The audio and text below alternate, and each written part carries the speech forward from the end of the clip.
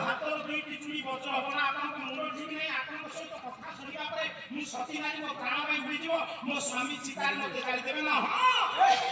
ସ୍ୱାମୀ ସହିତ ପଡ଼ି ହେଲା ପରେ ତ ଚିତା ଯୋଉ ଗୋଟିଏ ଗଛ ସତ୍ୟ ଯୁଗରେ ସେ ହବ ତ୍ରେତାରେ ଦ୍ୱାପରରେ ସେଇ ଦ୍ୱାପରରେ କୃଷ୍ଣ ମୋଚନର ସମାନ ସତ୍ୟ ଯୁଗରେ ଯେ ଜଳଧାର ସ୍ତ୍ରୀ ବୃନ୍ଦାବତୀ କଳିଯୁଗରେ ସେ ତୁଳସୀ ତା ସ୍ୱାମୀ ନାହିଁ ତୁଳସୀରେ ଶଙ୍ଖା ସିନ୍ଦୁର ଦେଇ କଣ ପୂଜୁଛ ସ୍ୱାମୀ ଅଛି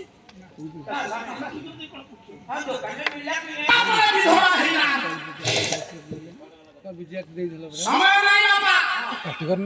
ସତ୍ୟ ଯୁଗରେ ସ୍ୱାମୀ ମରି ନାହିଁ ସ୍ତ୍ରୀ ସ୍ୱାମୀ ମଲା ସ୍ତ୍ରୀ ବିଧବା ତ୍ରେତୟା ଯୁଗରେ ସ୍ୱାମୀ ମରି ନାହିଁ ତ୍ରେତୟା ଯୁଗରେ ସ୍ୱାମୀ ମରି ନାହିଁ ସ୍ତ୍ରୀ ବିଧବା ମଲା ବିଧବା ଦ୍ୱାପର ଯୁଗରେ ସ୍ୱାମୀ ବଞ୍ଚିଛି ସ୍ୱାମୀ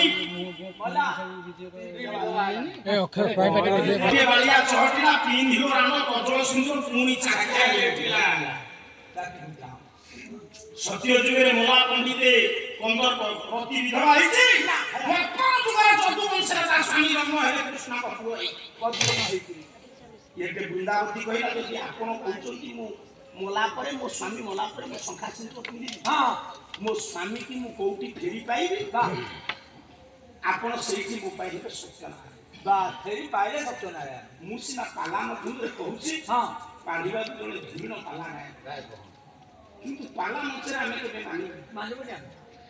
କିନ୍ତୁ ପାଲାର ଗାଇବା ଶୈଳୀ ସେ ଦିଟା ଅକ୍ଷର ଧରିବେ ଇଏ ବୋଲି କିନ୍ତୁ ଥିଲା